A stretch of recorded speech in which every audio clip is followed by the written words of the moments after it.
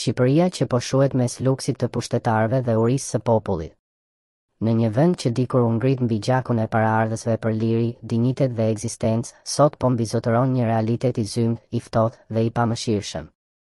Një Shqipëri që nuk është më ajo që ëndërruan gjyshërit tanë, por një tokë që po boshatiset çdo ditë nga bijtë e saj, që po ikin për të mbijetuar, jo për të ëndërruar. Një vend ku pasuria grumbullohet në duart e pak vetave që mbajnë pushtetin dhe varfëria përhapet si murtaj në sytë e atyre që shpresojnë ende për një copë drejtësi, për një shërbim shëndetësor njerëzor, për një ditë pa krime, pa padrejtësi, pa mashtrime. Dhe ndërkohë që kjo plagë përhapet, qeveria shqiptare harxhon miliona euro për inteligjencë artificiale, për asistente virtuale të ministrave, për sistemet e radhës që do t'i shërbejnë propagandës, jo popullit. Ndërkohë që në spitale mungon morfina për të sëmurët me kancer, në ministri prezantohen projekte digjitale që askush nuk i kërkoi. Ndërkohë që fshatrat janë zhytur në errësirë, të rinjt braktisin çdo ditë shkollat për të gjetur një rrugë shpëtimi jashtë, në Tiranë bëhen tendera për robot që do i shërbejnë burokratëve, ndërsa qytetarët nuk kanë askush t'i shërbejnë në urgjencë. Ky nuk është progres. Kjo është tallje. Një ironi mizore ndaj realitetit që shqiptarët e thjesht jetojnë çdo ditë. Një vend ku jetët vlejnë më pak se një tender. Vetëm sot, 4 jetë të humbura në 4 qytete të Shqipërisë. Një 17 vjeçar që vdiq në Vlorë, një kamarier i vrarë në Tiranë, një djalë që vrau babain në Durrës. 3 histori që do kalojnë në kronikat e lajmeve si ngjarje të zakonshme, sepse në këtë vend, vdekja është bërë rutinë, dhuna është bërë shprehje e dëshpërimit, dhe krimi është bërë gjuhë e mbijetesës. Por çfarë e ka sjellë këtë? Një shoqëri e harruar nga qeveria, e shtypur nga varfëria, e helmuar nga propaganda. Një sistem ku shpresa për drejtësi është zëvendësuar nga frika. Ku mjeku largohet jashtë sepse nuk mund të jetojë me pagën e një shteti që financon inovacion për luksin e pushtetarëve. Ku mësuesi poshtërohet me paga qesharake, ndërsa miliona euro shpenzohen për reklama qeveritare. Ku çdo ditë një nën vuan për të ushqyer fëmijën e saj, ndërsa ministra shfaqen në konferenca për digitalizimin e qeverisjes. Në onkologjikun e Tiranës, aty ku çdo ditë luftohet mes jetës dhe vdekjes, janë vetëm 19 karrige për pacientët me tumore që marrin kurat. 19 vende për qindra shqiptarë që çdo ditë presin në radhë për të jetuar pak më gjallë. E ndërkohë, në zyrat e ministrive, karriget kushtojnë mijëra euro, tapetet ndërrohen çdo vit dhe udhëtimet jashtë shtetit bëhen në emër të përfaqësimit të Shqipërisë moderne. Por a është kjo Shqipëria moderne? Apo është një teatër ku disa aktorë të pasur luajnë rolin e rilindësve digjital, ndërsa populli qëndron në radhë për ilaçe, ushqim, apo për një mundësi për të ikur? Inteligjenca artificiale për qeveritarët, mjerim real për qytetarët. Edi Rama prezanton me krenari se Shqipëria po investon në inteligjencë artificiale. Por pyetja është, për kë? Për kë po punohet ky progres? A do të shpëtojë ndonjë jetë në spitalet e vendit kjo teknologji? A do të ndihmojë një fshatar në Kukës që nuk ka ujë të pishëm? Apo një nën në Fier që nuk ka me çfarë t'i ushqejë fëmijët? A do t'i jap shpresë një të riu që nuk gjen punë e shikon vetëm rrugën e aeroportit? Jo.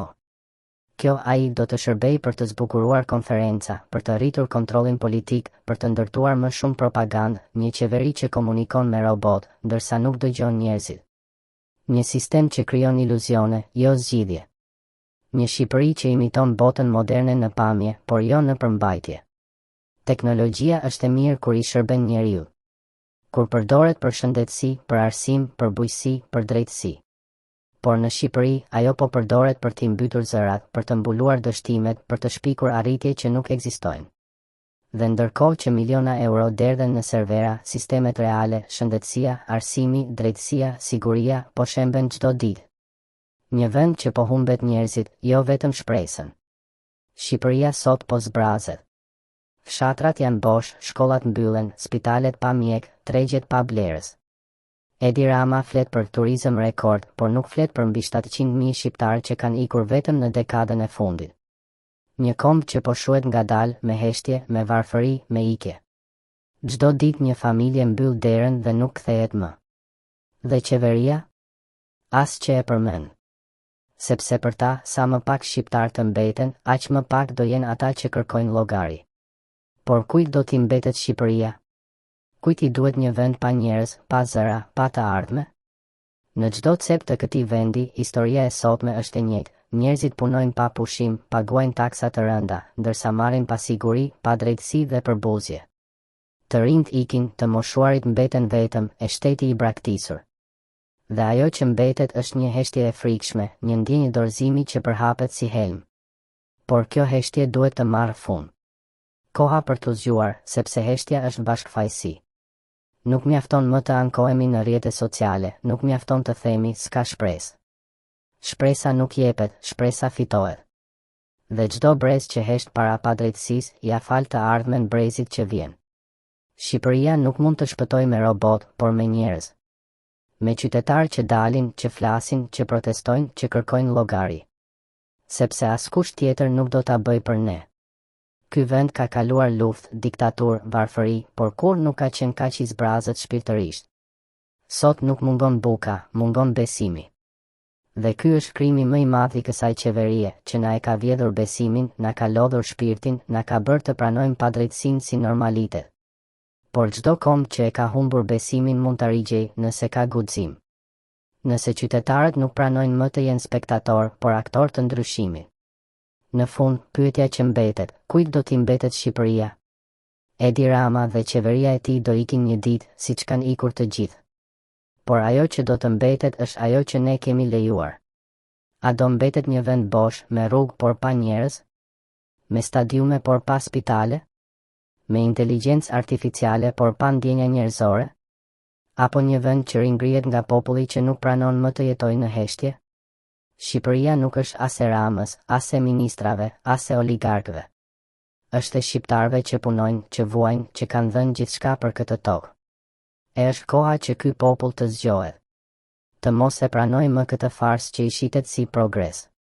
Sepse ndërkohë që qeveria ndërton iluzione, realiteti po shembet. Në çdo jetë të humbur, në çdo nën që qan, në çdo fëmijë që fle pa ngrënë, është dështimi i një shteti që ka harruar pse ekziston. Dhe nëse ne vazhdojmë të heshtim, një ditë do zgjohemi dhe do kuptojmë se Shqipëria ka vdekur, jo nga armiqt, por nga ne që nuk e mbrojtëm. Thirrje për ndërgjegje. Zgjohu, Shqipëri. Mos prit që ta shpëtoj një tjetër. Mos prit që drejtësia të vijë vetë. Mos lejo që një grusht pushtetarësh ta kthejnë këtë vend në pronë private. Mos harro se paraardhësit tanë dhanë gjak që ne të jetonim të lirë, jo që të pranonim skllavërinë moderne me duar në xhepa. Koha për heshtje mbaroi. Koha për llogari ka ardhur.